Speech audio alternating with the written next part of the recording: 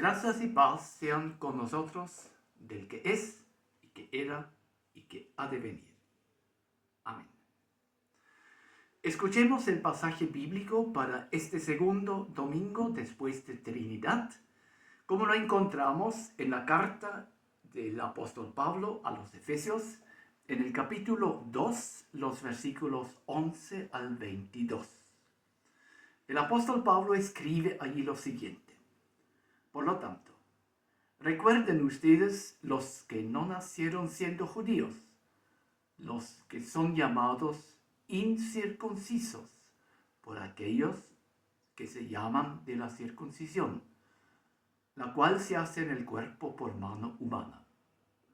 Recuerden que en ese entonces ustedes estaban separados de Cristo, excluidos de la ciudadanía de Israel y ajenos a los pactos de la promesa, sin esperanza y sin Dios en el mundo. Pero ahora, en Cristo Jesús, a ustedes que antes estaban lejos, Dios los ha acercado mediante la sangre de Cristo, porque Cristo es nuestra paz. De los dos pueblos ha hecho uno solo, derribando, mediante su sacrificio, el muro de enemistad que nos separaba. Pues anuló la ley con sus mandamientos y requisitos.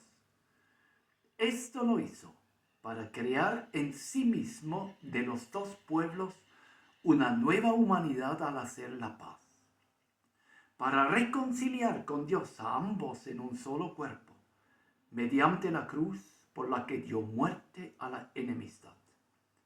Él vino y proclamó paz a ustedes que estaban lejos y paz a los que estaban cerca.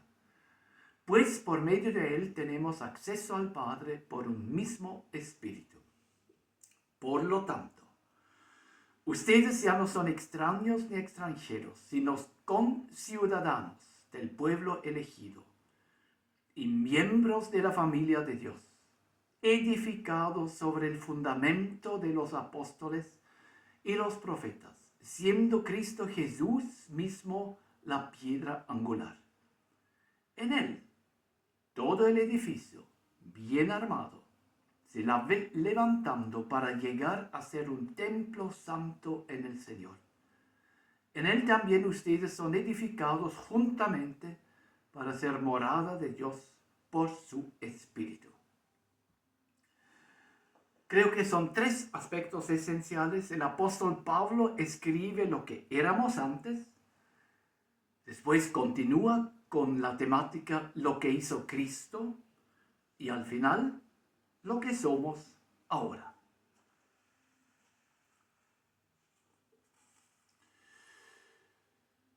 Seguramente ustedes han escuchado del escándalo en Inglaterra, que apareció a luz, por lo menos nosotros supimos de este escándalo en este año, fue informado en las noticias, por lo menos en Alemania y en Suiza, y en un informe de 2.500 páginas se relata del escándalo en los años 1970 y 1980, cuando en Inglaterra se usaban conservas de sangre contaminadas con VHS y hepatitis C. Estas conservas de sangre fueron administradas a aproximadamente 30.000 personas, de las cuales aproximadamente 3.000 fallecieron. Para todos nosotros está claro que recibir sangre contaminada es fatal y mortal. En Inglaterra, tal como informó el presidente, se espera que los pagos de compensación serán altísimos, varios miles de millones de libras esterlinas. Hasta hoy en día, todavía fallecen personas que recibieron transfusiones contaminadas. Y se sabe que lo más grave de todo ello es que la situación fue continuamente encubierta también por instituciones del mismo gobierno. Fue en Inglaterra un escándalo enorme y gigantesco. Se había administrado transfusiones para salvar vida, pero al final las vidas se destruyeron. Esto para mí es como una metáfora.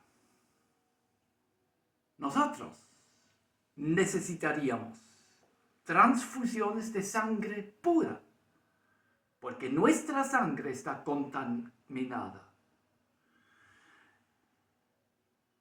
Pero lamentablemente, muchas personas recurren a sangre contaminada en lugar de encontrar o de buscar o pedir por la sangre pura. Y esa sangre contaminada, la que buscan muchos, significan las más variadas versiones de ideologías, de doctrinas falsas, de filosofías que engañan, pero todas ellas tienen la misma característica, que invitan a poner la confianza en la capacidad humana. Sangre impura, es lógico, contagia. Sangre pura sana.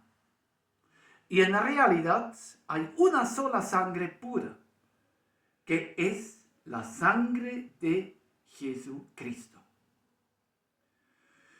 Durante mi vida, especialmente aún viviendo en Suiza y después también en Chile, pero no con la misma regularidad, yo tenía esa costumbre de dar sangre, porque era entretenido y al final uno recibía un rico sándwich. Pero aquí en Chile, un día fui a dar sangre y me informaron, no, usted ya no puede dar sangre, porque usted ya cumplió 65 años y ya es adulto mayor. Fue, no lo puedo negar, una sorpresa inesperada. Ahora, claramente yo sé que mi sangre solamente es sangre para salvar, o era sangre para salvar vida a nivel fisiológico. Y espero que haya ayudado a muchas personas. Pero hoy hablamos de la sangre de Cristo y de su efecto, tal como lo hace el apóstol Pablo cuando describe en el segundo párrafo, mediante la sangre de Cristo. Ese tema está como en el centro de todo el pasaje, la sangre de Cristo. Y Cristo salva verdaderamente vidas humanas en todo sentido, efectivamente, definitivamente y eternamente, para siempre y en todos los ámbitos. A esa temática se refiere principalmente la carta a los hebreos y nos explica que Cristo, una vez por todas, entró con su sangre no al santuario terrenal, al templo, como lo tenían que hacer los sumos sacerdotes una vez al año al lugar santísimo, con la sangre de los animales, sino que Él entró al santuario celestial, o sea, al santuario real, con su propia sangre una sola vez, para quitar los pecados de muchos. Y por ello somos santificados. Con un solo sacrificio, dice el autor de la carta a los hebreos, ha perfeccionado para siempre a los que han sido santificados. El santuario celestial es el santuario real, no lo es el santuario terrenal.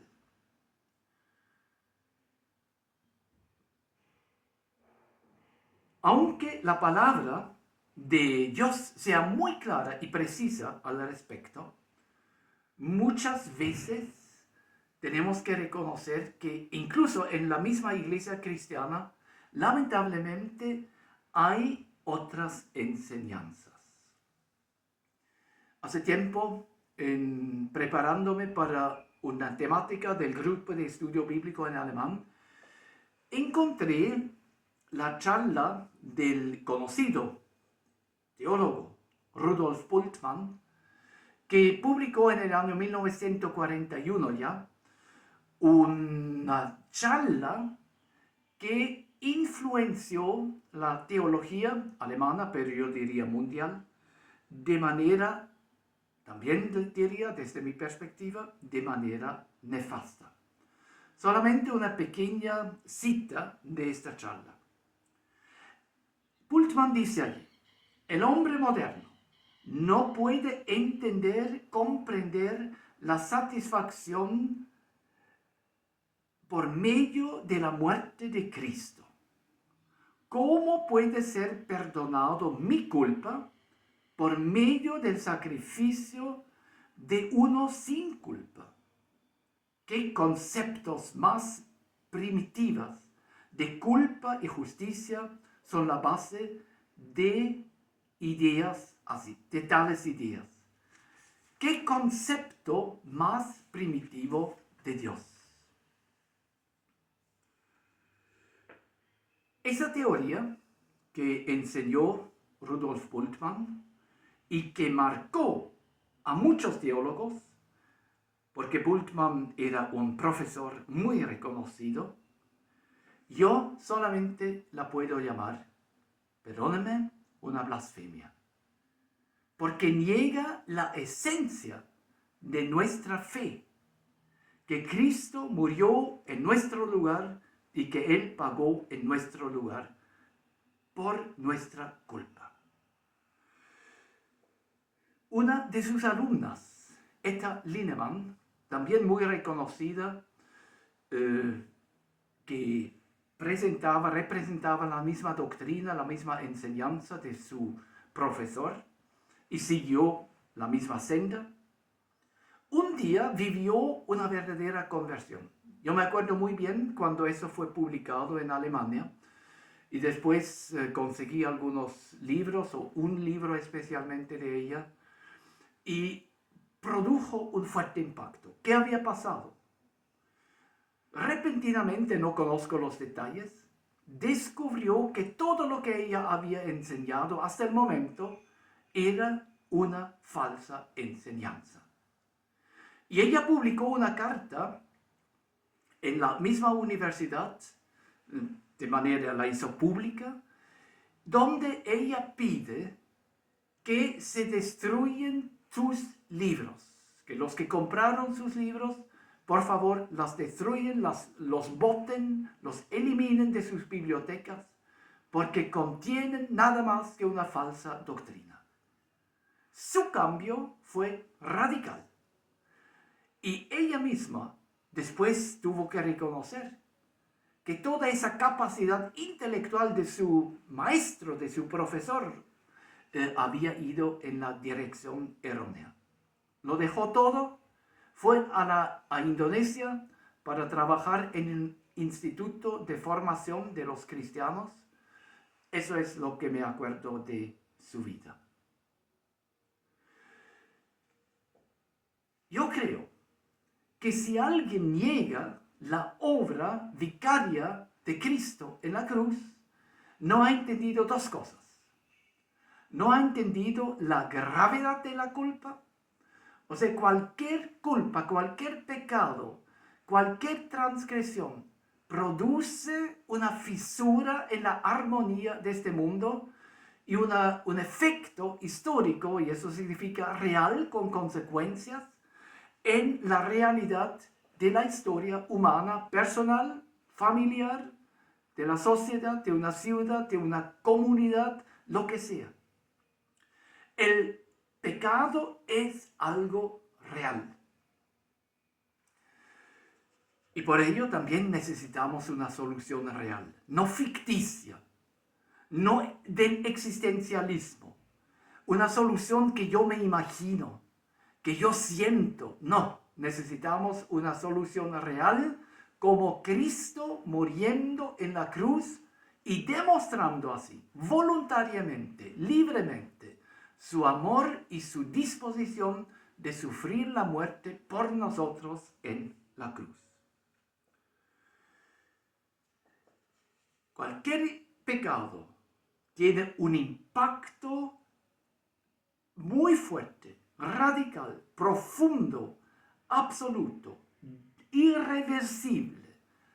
No hay pecadillos, sino que solamente pecados grandes, enormes. Creo que nosotros no hemos comprendido la gravedad de cada pecado. Y estaba pensando en lo siguiente.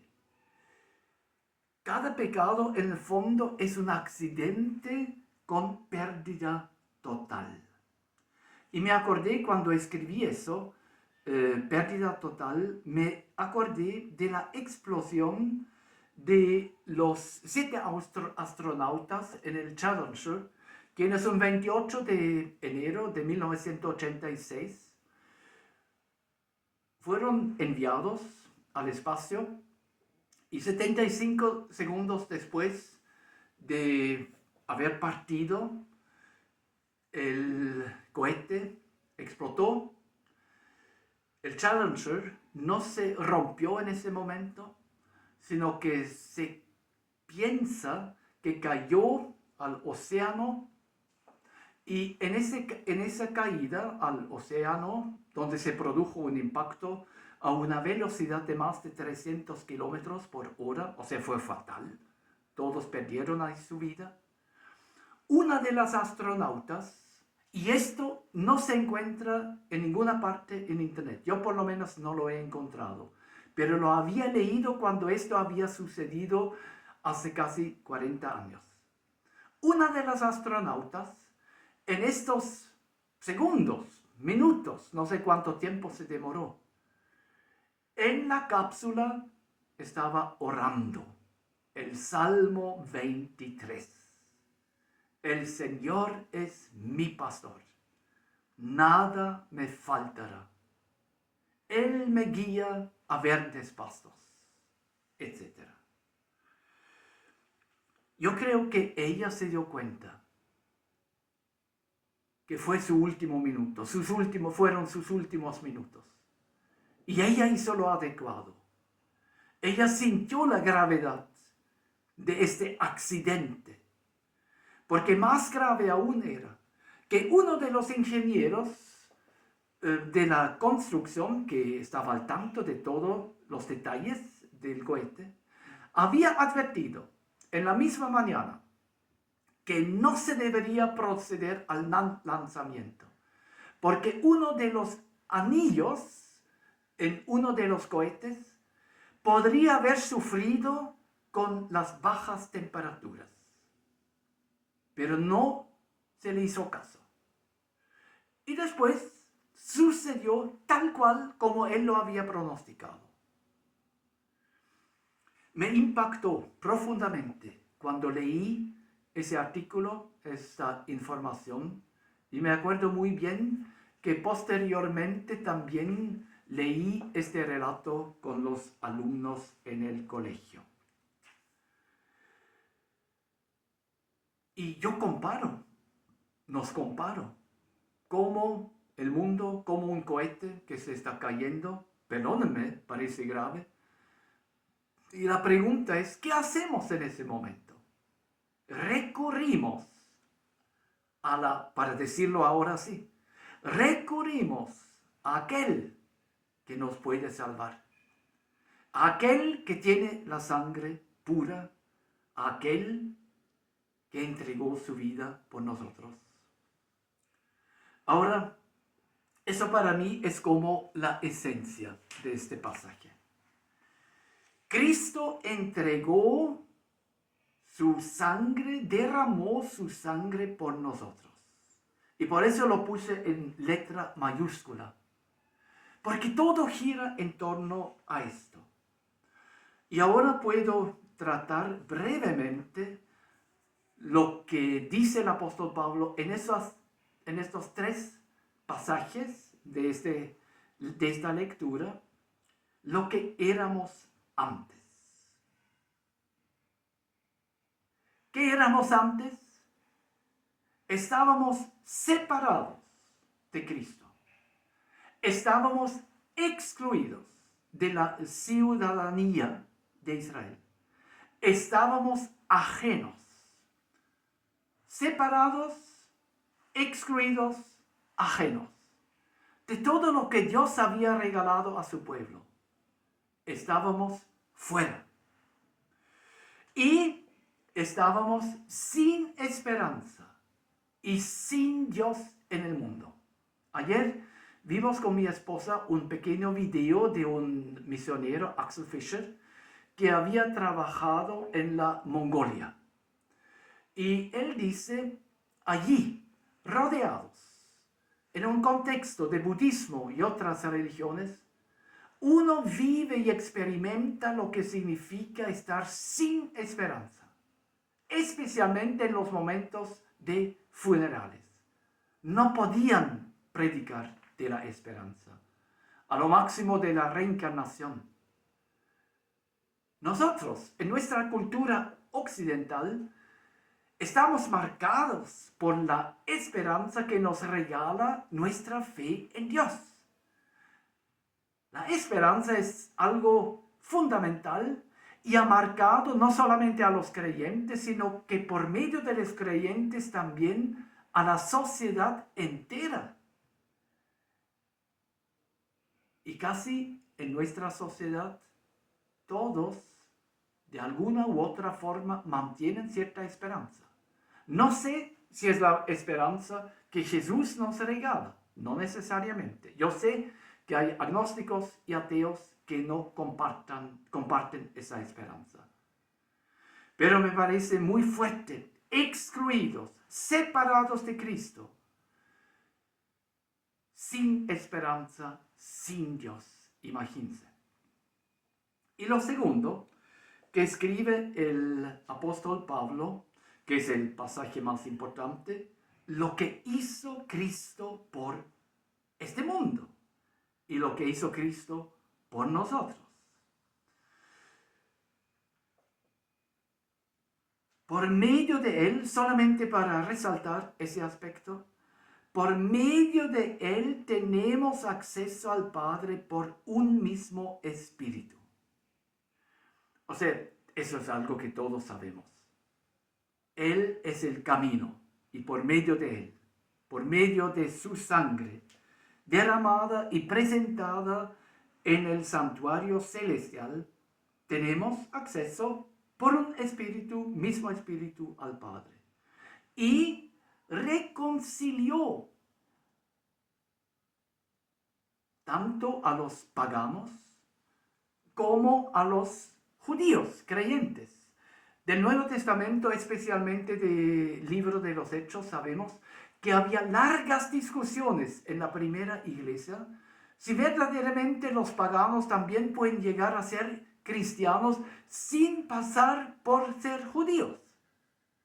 Y el apóstol Pablo, la respuesta del apóstol Pablo es muy clara. Anuló la ley con sus mandamientos y requisitos, creando así de los dos pueblos, judíos y naciones, Goyim, una nueva humanidad. Pregunto, ¿cuál es la nueva humanidad? La nueva humanidad claramente es, ¿quién lo sabe? La iglesia, claramente.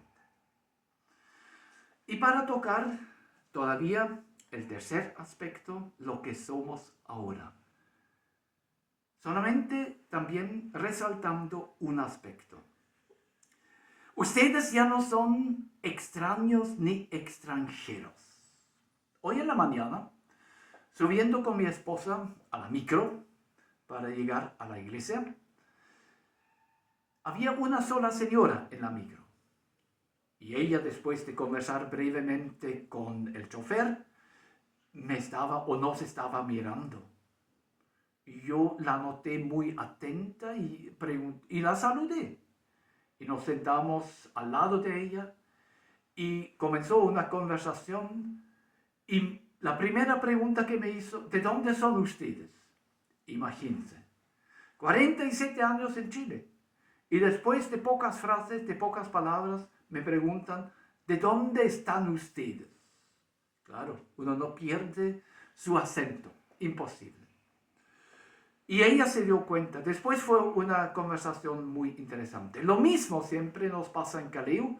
Hay mucha gente, la locomoción es muy mala, entonces hay mucha gente que hace dedo porque quiere llegar a cierto lugar o tiene que llegar a cierto lugar, a ciertos lugares, y nosotros en lo posible los llevamos. Después de mi primera frase ya preguntan, ¿de dónde están ustedes? Aún somos extranjeros después de 47 años, pero tengo que añadir de inmediato que ya no me afecta. Y claro, digo también, ciertamente somos extranjeros, aunque estemos más tiempo en Chile que muchos de los jóvenes con los cuales nos relacionamos, conversamos. O sea, en ese sentido, deberíamos ser más chilenos que los porotos. Pero aparentemente no lo somos todavía. Pero más importante me pareció, ustedes son conciudadanos del pueblo elegido y miembros de la familia de Dios. Viven, ese es el concepto, viven en la misma casa con Dios. Viven en la misma casa con los demás creyentes. O sea, uno podría preguntarse, ¿eso no es una idealización? Pero es el concepto que comparte el apóstol Pablo. Viven en la misma casa, comparten la vida con ellos, comparten la vida con Dios. Dios está presente en su casa, en su vida concreta, cotidiana, porque en la casa se desarrolla su vida. Ustedes viven, duermen, descansan, comen, almuerzan, desayunan, hacen sus ejercicios, etcétera, etcétera, en su casa. Comparten su vida con Dios. Ese es el concepto. Y termino con una última idea. Ustedes son miembros de la familia de Dios, edificados, ¿sobre qué? Sobre el fundamento de los apóstoles y los profetas, siendo Cristo Jesús mismo la piedra angular. Por medio de esas palabras, de esa explicación, de esta afirmación, el apóstol Pablo dice, el fundamento está muy claro. El fundamento lo encontramos en la enseñanza del Antiguo Testamento, profetas, y en la enseñanza de los apóstoles, Nuevo Testamento. Los libros neotestamentarios, son todos escritos por alguno de los apóstoles o por uno de los discípulos de los apóstoles. Esa es una característica en común. Y más aún, Cristo es la piedra angular. Y eso significa el Cristo que murió en la cruz, el Cristo que resucitó el tercer día, el Cristo que ascendió a los cielos, el Cristo que entró al lugar santísimo, celestial, real, y consiguió el perdón definitivo, y el Cristo que es Señor de señores y Rey de reyes, y que está sentado a la diestra de Dios Padre. Sobre este fundamento se edifica la iglesia. Amén.